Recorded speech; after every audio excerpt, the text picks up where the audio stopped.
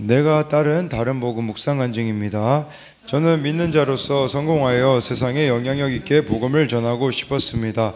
학생일 때까지는 그럭저럭 착하게 지내며 크게 성공해 본 일이 없기에 결혼해서 성공한 모습을 보여줘야겠다고 생각했습니다. 믿는 사람과 결혼해서 돈도 잘 벌고 행복한 삶을 사는 모습을 사람들에게 보여주고 싶었습니다. 하지만 결혼식이 끝나고 나서부터 험난하고 힘든 여정이 기다리고 있었습니다. 남편은 직장에서 일이 잘 풀리지 않아 들어가는 직장마다 망하거나 쫓겨나기를 반복했습니다. 반면 안정적인 직장에 다니던 저는 그런 남편을 속으로 무시했습니다. 그러면서 내 열심으로 새벽 예배를 다니며 남편이 직장을 잘 다니도록 해주도록 기도했습니다. 남편을 무시하는 저의 모습이 보이지 않을 줄 알았지만 눈빛과 말 한마디, 행동 하나하나에 묻어 나왔습니다. 그런 저의 무시와 수모를 견디지 못한 남편은 어떻게든 생활비를 벌어다 주겠다며 일을 마다하지 않고 했습니다. 그러다 어느 날 남편의 외도 사건이 찾아왔습니다. 저는 삶의 끝자락에 서게 되었고 가정도 산산해질 위기에 처했습니다. 그때 말씀을 묵상하는 공동체를 소개받은 저는 어린 두 자녀를 이끌고 교회에 갔습니다. 아무 기대 없이 참석한 예배에서 주님이 저를 만나주시고 진짜 복음을 듣게 하셨습니다. 사람들에게서 난 것이 아니요 사람으로 말미암은 것도 아니요 오직 예수 그리스도와 그 죽은 자 가운데서 살리신 하나님 아버지로 말미암아 사도된 바울의 자기소개처럼 주님이 나를 부르신 이유를 설명해 주시면서 나와 남편이 동일한 죄인임을 알게 하셨습니다. 은혜로 구원받았음에도 나의 기쁨, 나의 만족을 꿈꾸며 다른 복음을 따르는 저의 죄가 깨달아진 것입니다. 현재는 저와 남편 모두 예배와 양육을 통해 진짜 복음을 듣고 회복되어서 가정을 깨지 않고 남편의 사업 실패로 인한 빚을 함께 갚아 나가고 있습니다.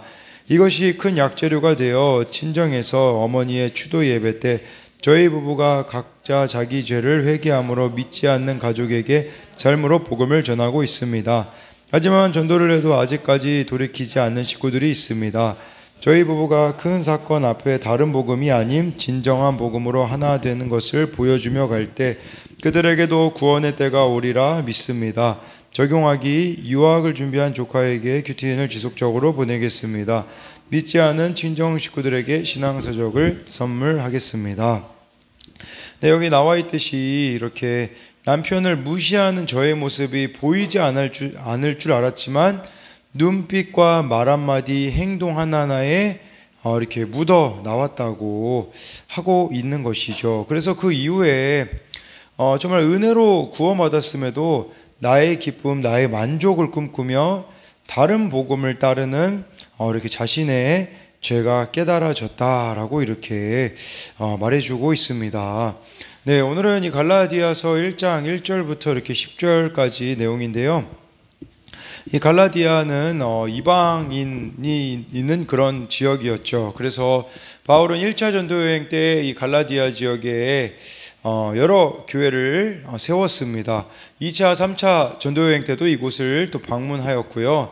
그리고 교회들에게 예루살렘 총회를 전후하여 편지를 보내는데 이 예루살렘 총회라는 것은요, 이방인들이 할례를 해야 됩니까? 말아야 됩니까? 이거에 대해서 바울이 그렇게 가가지고 이렇게 확증받은 그런 내용들이 있거든요.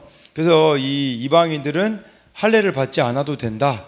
예, 이런 부분들이 이 예루살렘 총회에서 결정이 떨어졌습니다. 그래서 그럼에도 불구하고 지금 이 갈라디아 교회는 할례를 받아야 된다. 그런 지금 다시 가르침으로 돌아가려는 그들에게 바울은 지금 이 편지를 썼다고 할 수 있겠죠. 1절에 사람들에게서 난 것도 아니요 사람으로 말미암은 것도 아니요 오직 예수 그리스도와 그를 죽은 자 가운데서 살리신 하나님 아버지로 말미암아 사도된 바울은 해가지고요. 바울의 이 사도직은요, 사람들에게서 난 게 아니다. 사람으로부터 나온 것이 아니고요. 사람으로 말미암은 것이 아니라는 것은 사람으로 인한 것도 아님을 강조해 주고 있어요. 이 바울이 사도가 된 것은 바로 예수님과 그를 죽은 자 가운데 살리신 하나님 아버지로 말미암아 자신이 이렇게 사도가 되었다라는 것을 말씀해 주고 있는 것입니다. 여러분, 우리도 마찬가지지 않겠습니까? 우리의 어떤 직분, 이게 하나님으로부터 왔다라는 사실을 여러분들이 또 고백을 해야 되는 거죠. 근데 이게 사람에게 초점 맞춰져 있으면요, 우리가 그만두고 싶은 것이 한두 가지가 아닐 겁니다.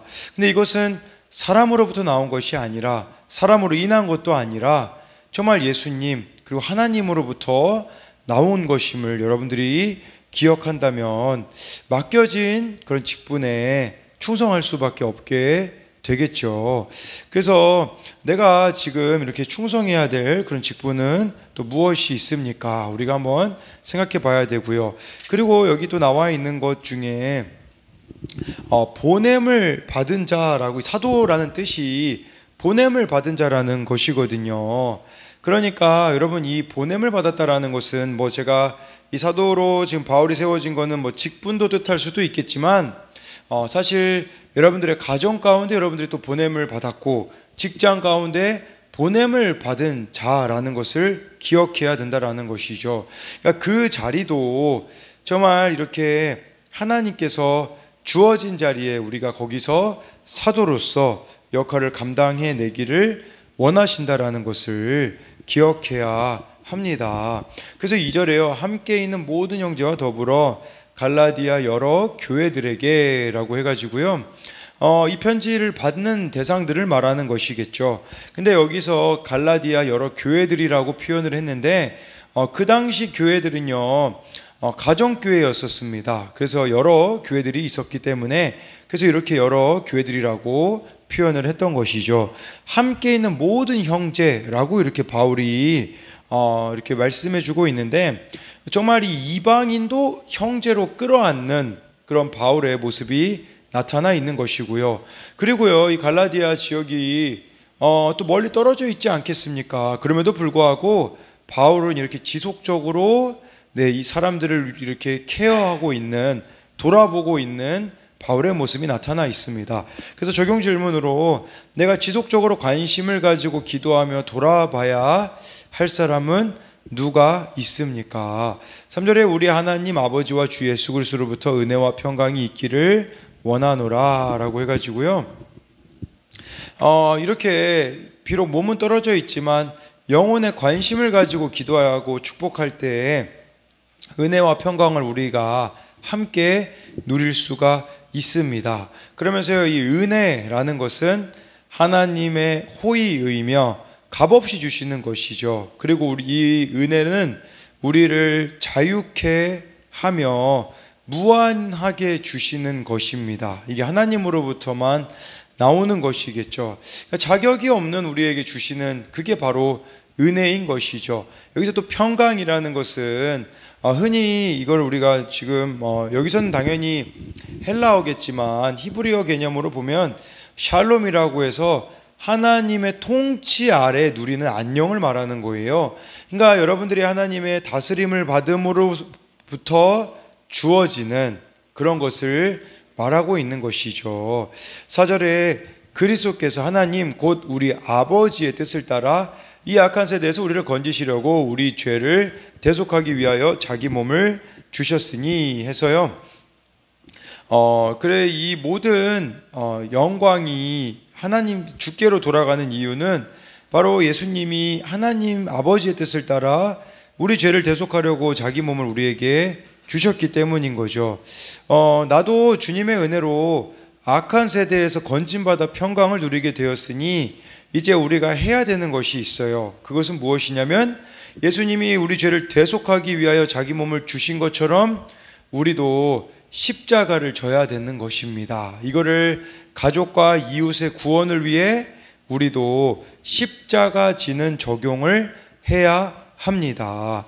구원을 위하여서 희생하고 섬겨 나가는 것이 십자가 지는 적용이 아니겠습니까? 근데 이것은요, 여러분, 저만 하나님께 우리가 영광을 돌리는 길이며 이것이 나를 존귀하게 하는 일이라는 것을 기억하셔야 합니다. 예수님이 하나님의 뜻을 따라 십자가 지셨듯이 우리도 동일하게 주어진 자리에서 십자가 지는 적용을 해 나간다면 그것은 우리가 하나님께 정말 영광을 돌리는 것이라는 거죠. 근데 어떤 세상적으로 기준이 되면 마치 성공해야 무슨 우리가 이렇게 영광 돌린다고 생각을 하거든요. 아닙니다. 오히려 그 성공이 더 하나님의 영광을 가릴 수가 있어요. 이렇게 만약에 성공을 하고 나서 그 위치에서 그 자리에서 십자가 지는 적용이 없다면 그것은 오히려 많은 이들을 실족하게 하는 것이겠죠. 세상적으로 뭐 대단한 업적을 이루지는 못하였지만, 성공하지는 못하였지만 정말 가정에서 십자가 지는 모습을 보여준다면, 정말 나의 직장에서 십자가 지는 이런 모습을 보여준다면 그것이 바로 하나님께 영광을 돌리는 길이라는 것을 기억해야 합니다. 그래서요, 십자가를 통한 예수님의 이런 희생적 죽음은 하나님 아버지의 뜻을 따라 되었다고 지금 4절에서 말씀해 주고 있잖아요. 내가 주어진 자리에서 져야 하는 십자가도 하나님 아버지의 뜻을 따라 되어져야 된다는 것을 여러분들이 기억해야 됩니다. 그래서요, 적용 질문으로 나는 무엇으로 하나님께 영광을 돌리고 싶습니까? 예수님을 따라 내가 져야 할 십자가는 무엇입니까? 5절에 영광이 그에게 세세토록 있을지어다 아멘 해서요, 이렇게 바울은 정말 하나님을 이렇게 또 예수님을 높이는 그런 기도, 이걸 하고 있습니다. 6절에 그리스도의 은혜로 너희를 부르신 이를 이같이 속히 떠나 다른 복음을 따르는 것을 내가 이상하게 여기노라. 지금 갈라디아 이 교회에 다른 복음이 있었던 거죠. 이 다른 복음은 뭐 구체적으로 말하자면 할례 받아야 된다. 뭐 이방인들도 유대인들처럼 할례 받아야 된다. 뭐 그런 것들, 행위를 주장하는 걸 말하는 겁니다. 이 다른 복음은 행위를. 예. 그래서 예수님은 아무 조건이나 대가 없이 죄에서 불러 우리를 구원하셨잖아요. 근데 우리의 이 타락한 인간의 마음은 복음보다는 자기 노력, 자기 의를 인정해주는 기복적인 가르침에 끌리는 거죠. 우리로 말하자면 다른 복음은 성공복음이라고 또 볼 수가 있는 겁니다. 성공복음. 그래서 자신을 주인공으로 이렇게 포장해주는 복음이 다른 복음인 것이겠죠. 이처럼 자기를 인생의 주인으로 여기는 것은 인생의 참 주인이신 하나님을 떠난 모습이다라고 볼 수가 있는 거예요. 그래서 이 다른 복음은 은혜를 버리고 율법을 택하는 것, 성령을 의지하는 것이 아니라 종교적인 의식을 의존하는 것이 바로 다른 복음인 것이겠죠. 7절에요, 다른 복음은 없나니 다만 어떤 사람들이 너희를 교란하여 그리스도의 복음을 변하게 하려 함이라 라고 해서요, 다른 복음은 없다라고 하면서 너희를 어떤 사람들이 십자가 복음밖에 없다는 뜻이거든요. 다른 복음이 없다라는 것은. 근데 어떤 사람들이 너희를 교란한대요. 이 교란하여라는 것을 헬라어로 보면 무슨 뜻이냐면 물결이 요동치는 것, 극심한 소동이란 뜻이 있어요. 그러니까 막 우리의 내면에 막 물결이 요동치게 하고 극심한 소동을, 그러니까 이 내면을 뒤흔드는 것을 가리키는 거죠. 근데 그것은 목적이 있어요. 그것은 바로 복음의 변질을 위한 것이죠. 그래서 다양한 이유로 우리 마음이 요동하게 된다면 우리가 받은 복음이 변질될 수가 있다라는 겁니다. 여러분, 그러면 이런 함정에 우리가 빠지지 않으려면 어떻게 해야겠습니까? 날마다 들은 말씀으로 회개하며 주님의 은혜를 경험해야 하는 것이겠죠. 그래서 여기 나와 있는 또 적용 질문처럼 나는 건강과 돈, 명예와 쾌락 중, 권력과 쾌락 중 어디에 마음을 쉽게 빼앗깁니까? 내 의보다 주의 은혜가 얼마나 더 크다고 고백합니까? 이렇게 말씀해 주고 있는 것이죠. 8절에 그러나 우리나 혹은 하늘로부터 온 천사라도 우리가 너희에게 전한 복음 외에 다른 복음을 전하면 저주를 받을지어다 라고 해가지고요, 다른 복음이라는 거 아까 제가 말씀드린 것처럼 모세의 할례와 율법을 지켜야 구원을 받는다라는 그런 거였었죠. 네, 그러나 결과적으로 성도들은 성령에 이끌리며 사랑을 통해 구체화되는 믿음으로 살던 삶에서 벗어나 공허한 자랑, 적나라한 경쟁 논리로 빠져드는 상황, 곧 육체의 욕망을 만족시키는 상황으로 전락하고 있는 것을 지금 바울은 지적하고 있는 것입니다. 그러면서요, 이제 9절에 우리가 전에 말하였거니와 내가 지금 다시 말하노니 만일 누구든지 너희가 받은 것 외에 다른 복음을 전하면 저주를 받을지어다 해서요, 다른 복음을 전하는 죄는 하나님의 저주를 받는 중범죄임을 이렇게 말씀해 주고 있어요. 그러면서 10절에 이제 내가 사람들에게 좋게 하랴 하나님께 좋게 하랴 사람들에게 기쁨을 구하랴 내가 지금까지 사람들의 기쁨을 구하였다면 그리스도의 종이 아니니라 라고 해서요, 여기 내가 사람들에게 좋게 하랴 하나님께 좋게 하랴, 이것을 원어로 보면 이런 뜻이에요. 지금 내가 사람을 설득합니까? 아니면 하나님을 설득합니까? 이런 의미거든요. 그러니까 이 복음이라는 것은 하나님으로부터 예수님을 통해 주어지는 계시로 하나님을 기쁘게 하는 것을 말씀해 주고 있는 것이겠죠. 그렇지만 거짓 복음은 사람들의 생각과 유전으로부터 오는 것으로 사람을 기쁘게 하는 것이라고 할 수가 있습니다. 그래서요, 정말 오늘 이 말씀에 나와 있는 다른 복음은 정말 그 할례를 다시 막 이방인들 보고도 받으라고 하고 다시 막 유대교적인 막 그런 전통으로 돌아가라고 이렇게 하고 있는 그들에게 바울은 그것은 다른 복음이다라고 이렇게 말씀해 주고 있습니다. 그래서요, 정말 오늘 우리 이 말씀 가운데 지금도 얼마나 많은 다른 복음들이 있습니까? 다른 복음은요, 자기를 강화하고 자기 부인을 거부하는 길이에요. 여러분, 십자가 복음은요, 자기를 부인하는 복음이어야 되는데, 근데 회개의 복음이어야 되는데 이 회개가 쏙 빠져버리고 자기 자랑 막 여러 가지 그런 모습의 형태로 나타날 수가 있는 것이겠죠. 그러니까 이 십자가 복음만이 진짜 복음이라는 것을 여러분들이 기억하심으로써 오늘도 주님 앞에 회개함으로 나아가면요, 여러분 회개하잖아요. 행위를 초월하게 되어집니다.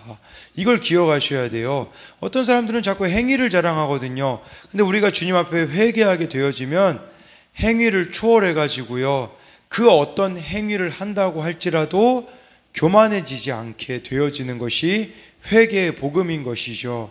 그렇기 때문에 오늘도 이 말씀 앞에서 여러분들이 저와 여러분들이 회개함으로써 하나님을 기쁘시게 하는 우리 모두가 되기를 소망합니다.